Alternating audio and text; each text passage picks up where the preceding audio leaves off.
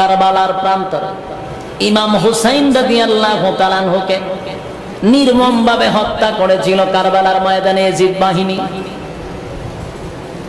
ইমাম হুসাইন রাদিয়াল্লাহু তাআলা আনহু যুদ্ধ করার উদ্দেশ্যে তিনি কুফা যায় নাই, মদিনা থেকে কুফা যায় যুদ্ধ করার উদ্দেশ্যে নয়। একটা কথা খেয়াল রাখবেন, যুদ্ধ করতে কেউ গেলে কোনোদিন তার বিবি বাচ্চা নেওয়া যায় না, বাচ্চা কাচ্চা নিয়ে যুদ্ধে যায় না, যুদ্ধে গেলে অস্ত্র নিয়ে যেতে হয়। কিন্তু ইমাম হুসাইন রাদিয়াল্লাহু তাআলা অস্ত্র নিয়ে যায় নাই, যুদ্ধ করার উদ্দেশ্যে যায় না। মুসলমানের দেশ থেকে আরেক মুসলমানের জায়গায় যাবে, সেখানে তো অস্ত্র নিয়ে যাওয়ার কথা না, যুদ্ধ করার উদ্দেশ্যে যাওয়ার কথা না। ওনার উদ্দেশ্য ছিল খেলাফতের যে অবস্থানটা ছিল, আমিরে মুআবিয়া রাদিয়াল্লাহু তাআলা আনহু ওনার ছেলে হলেন ইয়াজিদ। মুআবিয়া ইন্তেকালের পরে ইয়াজিদ ক্ষমতা পাইল। ইমাম হুসাইন রাদিয়াল্লাহু তাআলা আনহুর উদ্দেশ্য ছিল এমন একটা অযোগ্য লোক সে ক্ষমতা আসনে বসে গেল, রাসূলের চেয়ার সে দখল করে ফেলল, এমন অযোগ্য লোক নেতৃত্ব দিলে জাতি বিভ্রান্ত হবে। উনি চাইছিল আমি রাসূলের নাতি,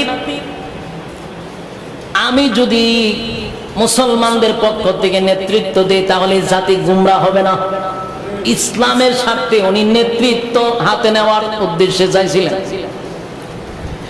এবার ইমাম হুসাইন রাদিয়াল্লাহু তাআলা মদিনা থেকে একজন লোক পাঠাইলেন, যাকে তাদের ভিতরের খবরটা জেনে আসো। সে যখন কুফায় গেল, সেখানে যাওয়ার পরে তারা তারে খুব সম্মান আর ইজ্জত করতে লাগলো, যে আপনি ইমাম হুসাইন রে বলেন সেজন্য আমাদের দেশে আসে। তারা আমি বানাইছি লোক, আমার এই লোকে যদি সিটি দেয় হুজুর আপনি আসেন, সবাই আপনার জন্য অপেক্ষায়, এখানে আমার আর কোনো সন্দেহ আছে? ইমাম হুসাইন রাদিয়াল্লাহু তাআলা উনি দিল বড়া মহব্বত নিয়ে, আবেগ নিয়ে, ওনার বিবি সন্তান বাচ্চা কাচ্চা নিয়ে ছুটছে কুফার দিকে। সাথে আসিল ওনার সাথে প্রায় 300 সাহাবী হবে, 300 থেকে 200 এরকম সাহাবী নিয়ে গেছে, যুদ্ধ করার উদ্দেশ্য নয়। অসংখ্য সাহাবী ওনাকে বাধা দিছিল। ইতিহাস লম্বা ঘটনা, এটা সব বিষয়ে বলা যাবে না। বাধা ওনারে দিছিল। বলুন জিহাদে যাওয়ার উদ্দেশ্য যদি হইতো তাহলে কি কোনো সাহাবী বাধা দিতে পারবো? কারণ জিহাদ করা ফরজ, ফরজ কাজে বাধা দিলে ইমান থাকবো না। তাহলে বোঝা গেল উনি জিহাদ করার জন্য যায় না, এই জন্য ওনারে বাধা দিচ্ছে যে আপনি যায়েন না, এরা মানুষ বালা না। অনেক সাহাবীরা বুঝাইছে। ইমাম হুসাইন বললেন হক প্রতিষ্ঠিত করার জন্য আমার যা করার দরকার আমি তা করব। উনি ওনার বাহিনী নিয়ে ছুটলেন। তো কারবালার প্রান্তরে যাওয়ার আগে একজন কবির সঙ্গে সাক্ষাৎ হয়েছে। কবি হেরে জিগাইলেন যে ওই ইয়াজিদের বাহিনীর মধ্যে তাদের অবস্থাটা কি? বললেন তাদের মতামত কি আমার ব্যাপারে? তখন ওই কবি বলছিল হুজুর তাদের অন্তরটা আপনার জন্য, তাদের অন্তর আপনার পক্ষে, তাদের দিল আপনার পক্ষে, কিন্তু তাদের তরবারি আপনার বিপক্ষে। কথা বুঝতেছেন? তাদের দিল আপনার পক্ষে কিন্তু তাদের তরবারি আপনার বিপক্ষে। এই কথা শোনার পরে ওনার সাথে যে সাহাবায়ে কেরাম আরো ছিল, তারা বলতেছে হুজুর আপনি যে যুদ্ধের ময়দানে এখানে তো যাবেন, এরা তো মানুষ পাবো না, আমরা উপরে যদি আক্রমণ করে, আমরা তো অস্ত্র নাই, আমরা তো যুদ্ধের জন্য প্রস্তুতি নিয়ে আসছি না, তা আমরা কি দিয়ে যুদ্ধ করব? ইমাম হুসাইন রাদিয়াল্লাহু তাআলা বলেন যে আমি তো যুদ্ধ করার জন্য আসি নাই, এরা যদি আমরা উপরে আক্রমণ করে, কোন আক্রমণ তো করার কথা না। তখন ইমাম হুসাইন রাদিয়াল্লাহু তাআলা বললেন তোমাদের যদি মনে চায় টাকা তাকো, আর নাইলে তোমরা যাও। এই কথা বলার পরে কিছু অংশ লোক এখান থেকে চলে গেছে, তারা মদিনায় ফিরত গেছে। আর কয়েক মনে করেন স্বদেশ মানুষ নিয়ে ইমাম হুসাইন রাদিয়াল্লাহু তাআলা আনহু সামনের দিকে অগ্রসর হলেন। কিছুক্ষণ পরে তাকায় দেখে ইয়াজিদ বাহিনী যখন খবর পাইল ইমাম হুসাইন রাদিয়াল্লাহু তাআলা আনহু কারবালার প্রান্তরে চলে আসছে, ইয়াজিদ বাহিনী থেকে 4000 সৈন্য পাঠায়া দিছে। কয় হাজার? 4000 সৈন্য অস্ত্র লইয়া, অস্ত্র সহ ইমাম হুসাইন রাদিয়াল্লাহু তাআলা আনহু কারবালার প্রান্তরে ফুরাত নদীর কিনারায় আসার সাথে সাথে 4000 সৈন্য চতুর্দিকে ওনাকে ঘেরাও করে ফেলেছে অস্ত্র সহ, এবং ফোরাত নদীর পানি বন্ধ করে দিয়েছে। আরব দেশে মরুভূমিতে পানি যদি না থাকে তাহলে বাঁচার কোনো সিস্টেম নাই। ফোরাত নদীর পানি বন্ধ করে দিয়া 4000 সৈন্যবাহিনী ওনাকে চতুর্দিকে ঘেরাও করছে। তো ইয়াজিদের বাহিনীর মধ্যে একজন হলো ওইখানে ইয়াজিদ দেশের রাজা, ওখানকার একজন গভর্নর। সে বলতেছে যে আপনাকে ফুরাত নদী পার হতে দেওয়া যাবে না। কথা বুঝতেছেন? ওখানে আপনি নদী বেরিতে পারবেন না। বললেন যে আপনারা আমাকে সিটি দিয়া বারবার সিটি দিয়া আমার আনছেন, অমুকে সিটি দিল তমুকে সিটি দিল আমি আসার জন্য, আমি আসলাম, তো এখন আমাকে যাইতে দিচ্ছেন না, এটা কোন ধরনের ব্যবহার? এখন যাইতে দেয় না, চতুর্দিকে ওনারা ঘেরাও করে রাখছে। ইমাম হুসাইন রাদিয়াল্লাহু তাআলা বললেন যে আপনারা আমার সিটি দিয়ে আনলেন সুন্দর কইরা, এখন আইনা আমাদের চতুর্দিকে ঘেরাও করলেন, এই ধরনের ব্যবহার করতেছে। বলতেছে যে না, আপনাকে আমরা ইয়াজিদের সঙ্গে দেখা করতে দিব না। এটা গভর্নর। এই কথা বলার পরে ইমাম হুসাইন রাদিয়াল্লাহু তাআলা ওইখানে অনেকক্ষণ দাঁড়িয়ে রইলেন, তাদের সঙ্গে কথা বলতেছেন, কিন্তু কোনো মতেই তারা ইমাম হুসাইন রাদিয়াল্লাহু তাআলাকে যাইতে দিবে না, আটকাই দিছে। শেষে ওখানে দাঁড়াইয়া উনি একটা খুতবা দিছিলেন। ইমাম হুসাইন রাদিয়াল্লাহু তাআলা বললেন যে বসো, তোমাদেরকে আমি কিছু কথা বলতে চাই। তখন ইনি একটা খুতবা দিছেন, চমৎকার কিছু কথা বলছেন, তাদের উদ্দেশ্যে কিছু নসিহত করলেন যে তোমরা বসো, আমার কথাগুলি শোনো। আমি ক্ষমতা লুবে এখানে আসি নাই, ক্ষমতার জন্য আসি নাই, আমি চাইতেছি যোগ্য লোক যেন নেতৃত্ব দেয়, তাহলে এদেশের মানুষ তাদের অধিকার ফিরে পাবে। আজকে আমাদের অধিকার থেকে আমরা বঞ্চিত কেন বলেন তো দেখি? আমরা অধিকার থেকে কেন বঞ্চিত? অযোগ্য লোক আজকে যোগ্যতার জায়গায় জায়গায় বসে গেছে, প্রত্যেকটা সেক্টরে। আজকে আমাদের অধিকার পাচ্ছি না আমরা ফিরে, কেন? যোগ্য লোক নাই, অযোগ্য লোক। ঠিক ইমাম হুসাইন রাদিয়াল্লাহু তাআলা একই কথা বলছিলেন যে একটা যোগ্য লোক বসা দরকার, আর আমি ক্ষমতার জন্য আসি নাই। তোমরা জানো আমি কার ছেলে কার নাতি, এটা তোমরা ভালো করে জানো। ইমাম হুসাইন রাদিয়াল্লাহু তাআলা তাদের উদ্দেশ্যে ওয়াজ করতে লাগলেন আর বললেন, দেখো তোমরা আমারে ভালো করে চিনো, আমি কার নাতি, আমি কার ছেলে জানো?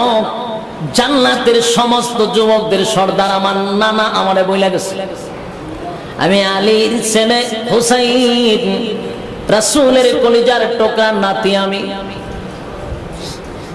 আমার জীবনে আমি কোনোদিন গুনাহ করি নাই, সুবহানাল্লাহ। আমি ইচ্ছাকৃতভাবে আমার জীবনে জানা মতে আমি কোনোদিন গুনাহ করি নাই। কেমন কথা, সুবহানাল্লাহ। বারবার বলছেন তোমরা আল্লাহকে ভয় করো, তোমরা আমার মালিককে ভয় করো, আমারে যেতে দাও।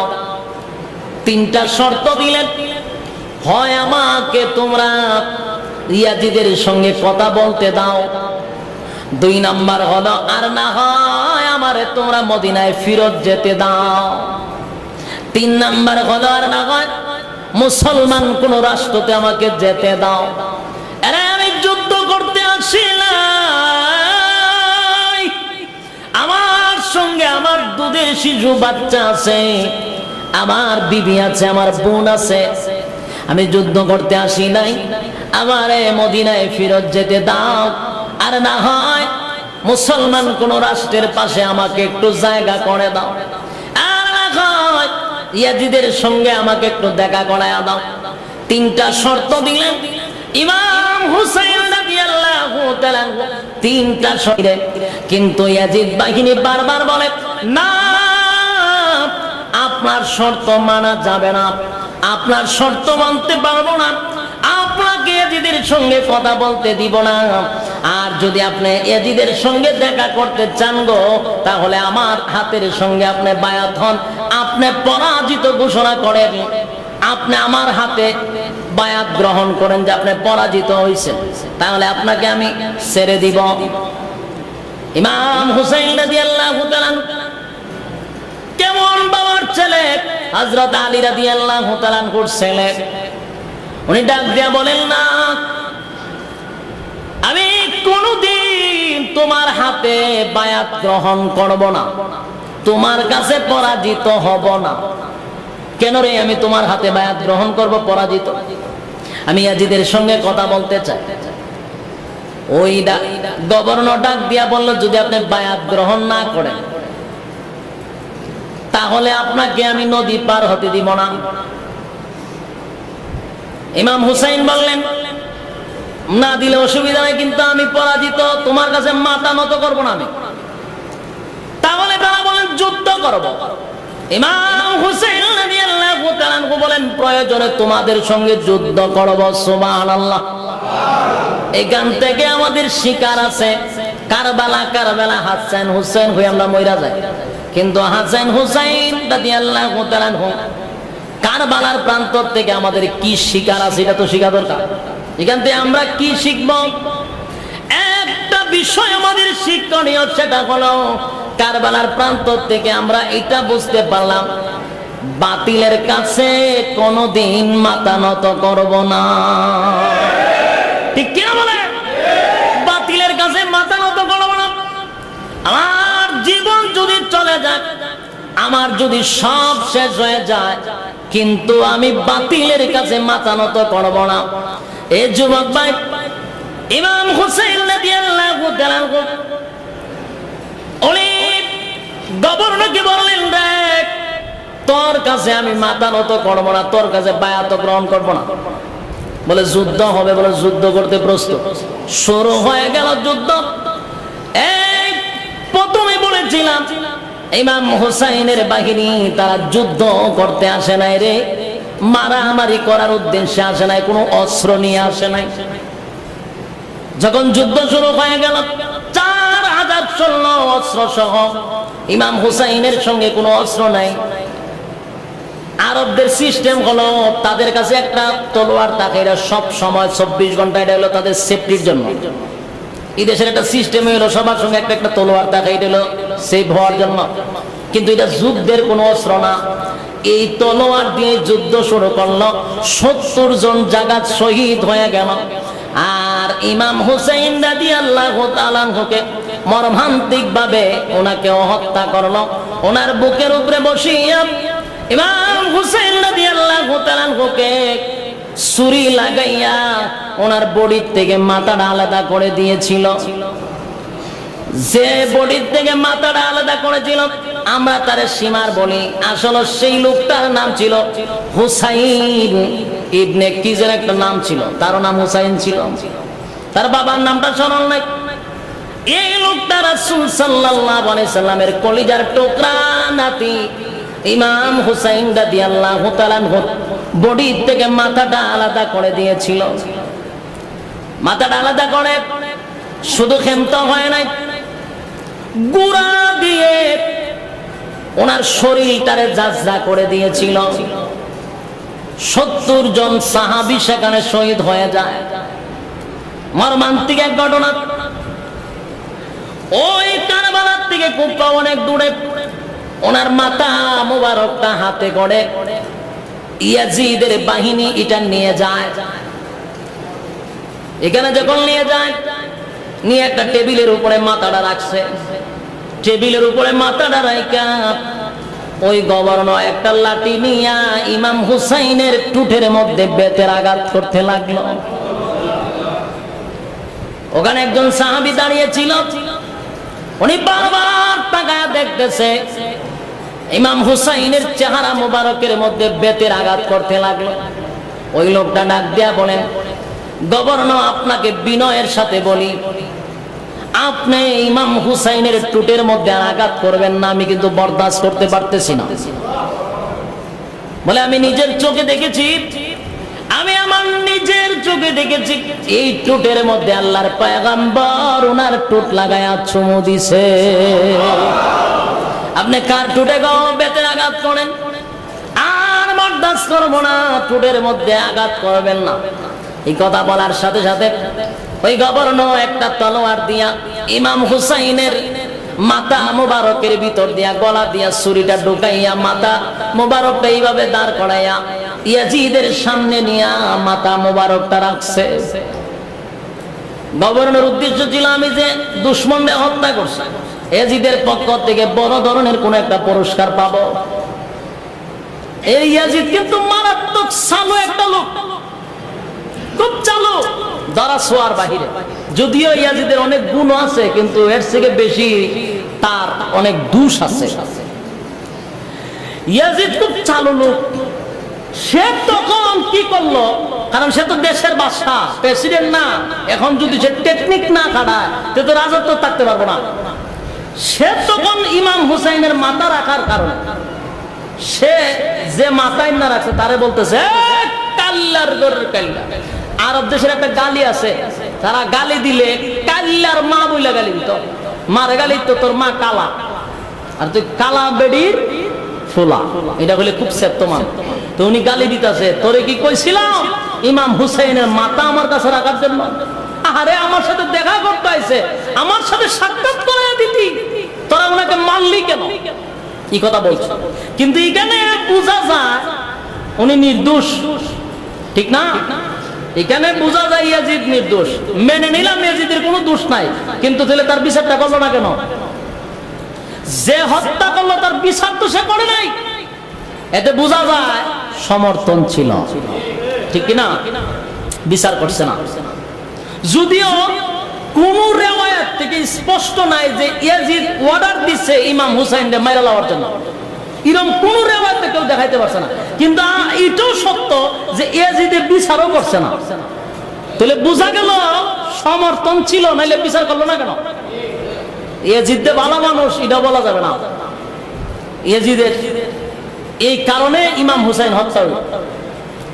তো শেষ কথা হলো কারবালার 10ই মুহররম মর্মান্তিক একটা হৃদয় বিদারক ঘটনা ঘটে গেল। এটা অত্যন্ত দুঃখের সাথে বলতে হয়, এটার মতো এরকম হৃদয় বিদারক ঘটনা খুব কম।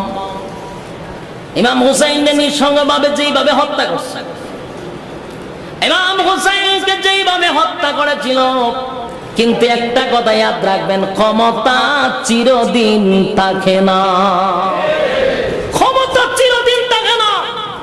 আজকে আমি ক্ষমতার অপব্যবহার করতেছি, কিন্তু বেশি দিন নয় এই ক্ষমতা কারো টিকে নাই, টিকবেও না। ফেরাউন না ক্ষমতা দেখাইছে, টিকছে? নমরুদ্দা কারো ক্ষমতা টিকে নাই। 50 বছরের ব্যবধানে পাকিস্তানের আল্লামা শফি সাহেবের একটা কিতাবে লেখছেন, 50 বছরের ব্যবধানে এই ইয়াজিদ বাহিনীর এমন অবস্থা হইল যে তখনকার একজন গভর্নর হইল, তখনকার একজন গভর্নর চেঞ্জ হইল, পুরা সমাজ চেঞ্জ হয়ে গেল। তখন ক্ষমতায় আরেকজন আসার সাথে সাথে ওই লোক আইসায় অর্ডার দিল যে ইমাম হুসাইন রাদিয়াল্লাহু তাআলা আনহুকে যারা যারা হত্যা করেছিল, যারা জড়িত ছিল, যারা ওই যুদ্ধে অংশগ্রহণ করেছিল, একটারও ছাড় দেওয়া হবে না। যেখানে পাইবা, জলে হোক স্থলে হোক, যেখানে পাবি সেখানে হত্যা করবি, আর না হয় জীবিত আমার কাছে নিয়ে আসবি। ওই যে মাথা কাটটা টেবিলের উপরে রাখছিল, তার মাথাটা খাইটা ঠিক টেবিলের উপরে রাখছে। আবার রাইকের পরে উনি বেদ দিয়া হেডের মধ্যে বাইরে এসে আল্লাহ এই কারবালা ইমাম হুসাইনের হত্যার কারণে আল্লাহ বেজার হয়ে গেছিল, আল্লাহ নারাজ হয়ে গেছিল। এই জন্য 4000 সৈন্য ছিল, একটারও স্বাভাবিক মৃত্যু হয় নাই, একটারও স্বাভাবিক মৃত্যু হয় নাই। কেউ আগুনে ফিরে মরছে, কেউ ঠাড়া পড়ে মরছে, কেউ গাড়ির তলে পড়ে মরছে, কেউ যুদ্ধ করে মরছে। মানে মোট কথা স্বাভাবিক ভাবে কারো মৃত্যু হয় নাই, তার কারণ আল্লাহ নারাজ হয়ে গেছে। শেষ কথা, এই 10ই মুহররম অত্যন্ত গুরুত্বপূর্ণ একটি মাস। এখন আসুন 10ই মুহররমে আমাদের করণীয় কি? করণীয় হলো রাসূল সাল্লাল্লাহু আলাইহি সাল্লাম এটা আগের থেকে মুহররম মাসে 10ই মুহররমে রোজা রাখা ফরজ ছিল। রোজা রাখা কি ছিল? ফরজ। যখন রমজানের রোজা ফরজ হলো, তখন ওই মুহররমের রোজা নফল হয়ে গেল। কথা বুঝতেছেন? রাসূল যখন হিজরত করে মদিনায় গেল, তখন গিয়ে ইহুদিরা রোজা রাখে, জিগায় তোমরা রোজা রাখো কেন?